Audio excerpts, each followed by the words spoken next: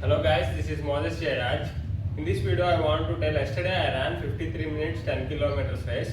I want to thank my God. I got progression from 1 hour 5 minutes to 53 minutes and I did my personal best. If I train like this over time I will become better. My goal is to create body proportions which I used to telling from you a lot of time from past month to year. I was telling continuously about body proportions. I want to become creative proportions like pronghorn antelope, gazelle, horse, cheetah. So right now, what state I am, how I can, how I have to transform through that physique over like 2 to 3 years. Next 2 to 3 years. See, I was right now 70 kilos body weight. I decided to be in a deficit or maintenance. I want to run every single day 30 minutes easier in order to lose fat, and at the same time I want to train every single day weight training in order to put the muscle, and I want to maintain or lose the body weight. So that's my goal. That's how many of the people who used to transform their body in the fitness industry and in the bodybuilding industry, and the people who are naturally training, they used to follow these methods. So I want to go in that way.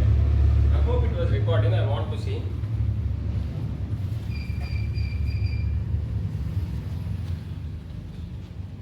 Yeah, it was recording. I want to show my physique. See, this was my physique right now. I said it was 9% body fat, 9.9, but people telling it was more than 15 to 17 or even 19% body fat. Maybe so. I don't know. I exactly hasn't calculated. I used three skin fold method. I used online calculator in order to calculate those measurements, and also I used neck and I don't know which method it was. Neck and around the waist measurement and calculated. It showed like 12.5 to 12.13% of body fat. Similarly, I have 15% body fat around. See, I look much skinnier and at the same time skinny fat. These places I had fat. So I had fat at this area. So why my body is softer? The reason that for that, because I doesn't have much muscle. So what I have to do, I have to gain muscle. But most of the people in the fitness industry, what to do? They use it to fill all the places like shoulders, chest, back, biceps, arms, and quads, calf. That's what they use it to do. What they want to be do is look fuller and put muscles all the place. You can see there's many of those people here is enhanced using steroids in these images, but the people who goes naturally, they also do the same thing. They put muscles in all the area. But when it comes to sport, you have to train differently. Principles were same, but you have to train differently. What you have to do, you have to do the same principles which was used to build the body and shred the fat. The same principles you have to use, but you have to create body proportions. See, I don't have to put every place I don't have to fill it with muscle. What I have to do, I need shoulder muscles, so I have to build shoulder muscles and back muscles to do this movement. And also if I do swimming, I do this movement. So for both it will become training shoulders with the exercises I was doing. I'm going to show that to you. If I train with those exercises, my body will become better. My body will fill the muscles in the necessary positions in order to create body proportions in order to run faster. And also I want to create at this place. This is my back position, composition. I think some amount of skinny fat. All I have fat. So my body is soft. The reason for that is fat percentage is composition is more than the muscle composition. See, it was afternoon. half an hour back I ate 100 grams chicken and 300 grams rice. I want to make it to 2 meals per day. I don't want to consume a lot of meals. I want to reduce the meal count and I want to eat less. That's my goal. And also I want to had some of the unnecessary muscle also. I have to lose that too. And I want to take away all this fat in area by doing running, by being in a caloric deficit, which was energy balance. That's the main thing. Not to lose fat. But if you want to build muscle, you have to be in a caloric surplus, and at the same time you have to eat nutritionally. You eat in a more nutrition gain, and at the same time weight train, strength train. That's what you have to do. So my goal is to build bigger muscles at the ilius psoas and lower back muscles, and reduce the size and size at the thighs, calves, quads, hamstrings, and calves. That's what I want to do in order to flex the hip and extend the hip in order to create that movement faster. Proper leverages, body leverages. So that's what I want to do. Now my goal is to cleanly perform the activity, not with putting momentum.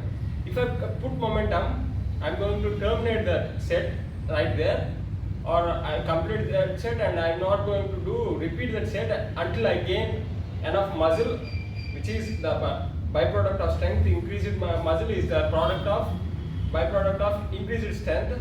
So if until that next set become easier, I'm not going to touch. How much time it may take? 3 months, 6 months, 12 months, even 15 months to build the whole rack. I'm going to wait for all the time, and I'm going to try. I'm going to build the strength. Consistency is the mother of mastery. Yesterday I understood that at my 10 km running.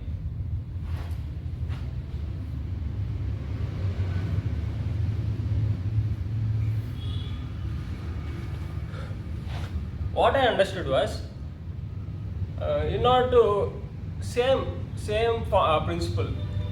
If you are maintained pace over time, study, not going too fast in between the race, you will going to maintain the pace, and you can able to become you can do personal best, and even you won't get tired.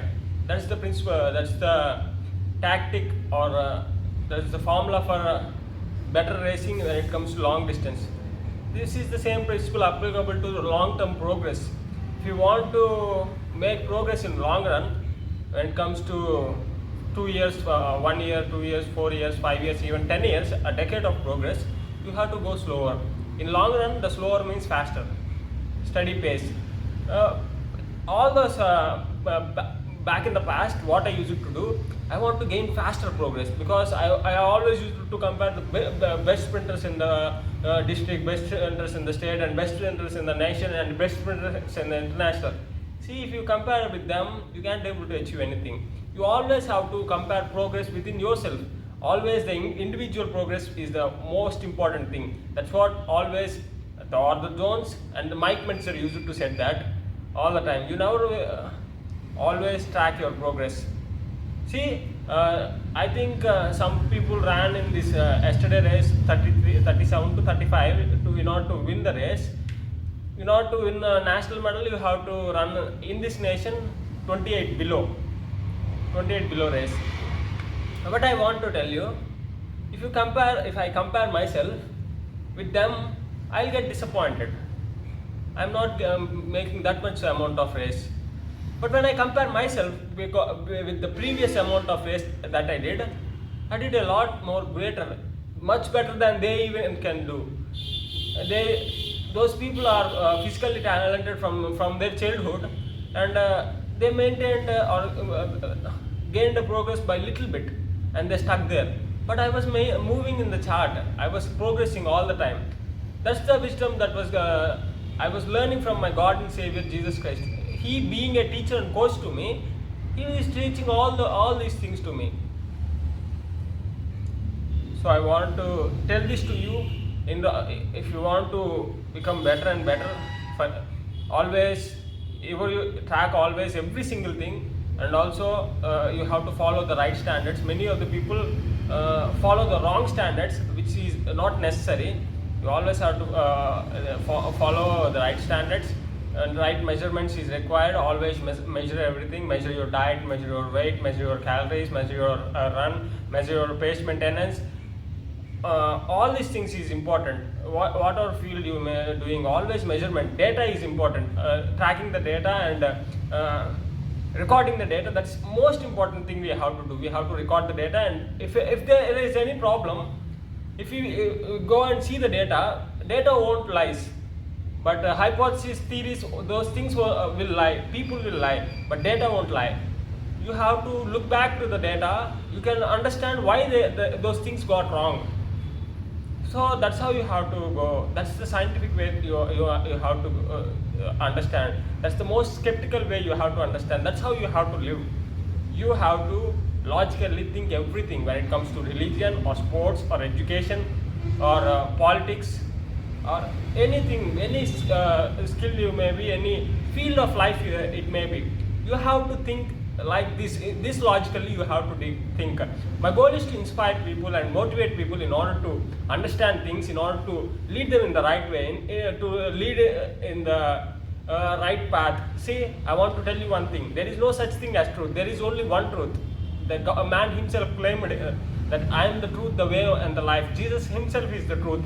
My goal is to win people for the Christ, to motivate and lead to the Christ. I don't want to force people, and I don't want to pull people. I want to motivate people and encourage them to know about Christ Jesus. That's my only goal. That's why I want to use my talent to the God. See, you can see yesterday I ran by writing these 4 statements. I want to preach this to the God, and my God will never disappoint. Previously, all the things I was heard and I believed in this field were wrong, which were taught by my seniors. All the things, many of the things were wrong. God gave me an ability, and God gave me wisdom, and God be with me in all these troubled times. Sometimes something you have to see, my family problems and the society problems with me, financial problems, all these things I faced. But when you see the Job, if you study the book of Job and you see the Job, at the end of the book, God taught him wisdom. See, all those pain and suffering, he ended up getting wisdom and understanding.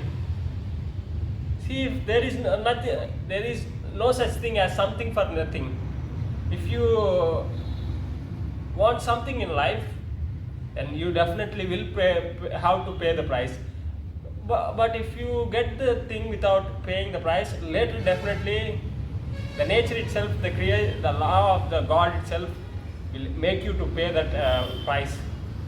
See, people who are working hard in life and struggling and getting money, in the long, first they will struggle, and at the end of the day they will be happy with their wife and with their children and with what the fruit they got. But if we see the people who put their money in gambling, and some will lose and some will win, and those temporary money, and people who oppress people and with high rate of interest they collect money, those people will first they will earn more, but they will spend those things to hospital bills and court cases, all these things there. If you want something in life, go in the right way, achieve that. All these things I faced many problems in this last decade, but see, I was ending up with wisdom gradually. God is teaching me. So youth, don't go for entertainment when you are teen or when you are young. See, don't search for sexual life with or getting a girlfriend and enjoyment, or don't listen to your friends by spoiling your life with bad habits like smoking, drinking, drugs, and things like gambling, betting. All these things, guys, will ruin your life. Get wisdom and get understanding. If you are a Christian teenager, go and read Proverbs. When I was younger, I read the Proverbs because I heard from teachings, Solomon is the wisest man. So Solomon has, and also he's at the same time he's some things he did foolishly too. He had 700 wives and 300 porcupines, which he used to said. Kent and Hovind used to call that 300 porcupines. That was I was using that joke. That's true. When someone asked a kid why he had so many wives, that kid said God is punishing Solomon. That's the reason. Is definitely God is punishing Solomon for the riches he got from people oppressively by high taxes. Money, if increase in money become valueless, if the money amount of money increases. That was the truth. You can understand that from reading a person's book, The New World Order, and another book, An Unseen Hand. These all things God will teach you through pain and suffering. So learn through pain and suffering. If God gave life give you lemons, make lemonade. That's how you have to see the world. All the things count how you see the world. I listened to this story when I was 17 years old. There is two persons put in the prison.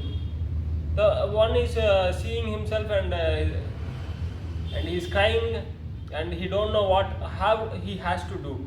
And the other prisoner is seeing through the bars of the window and he is enjoying the stars.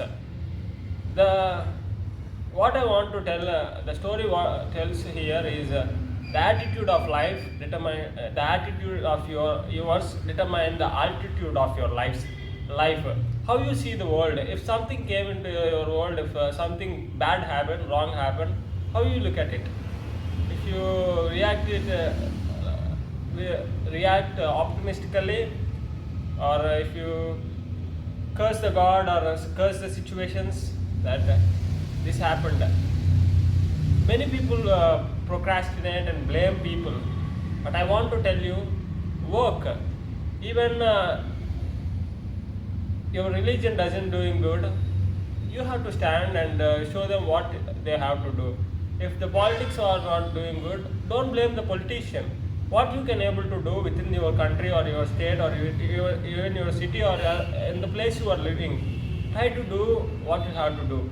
See, if you are faithful in the least, God will put you in to the highest. So give your talents and what you have to the God and to the people, and be faithful. Don't try to do things in order to get the appreciation from the man.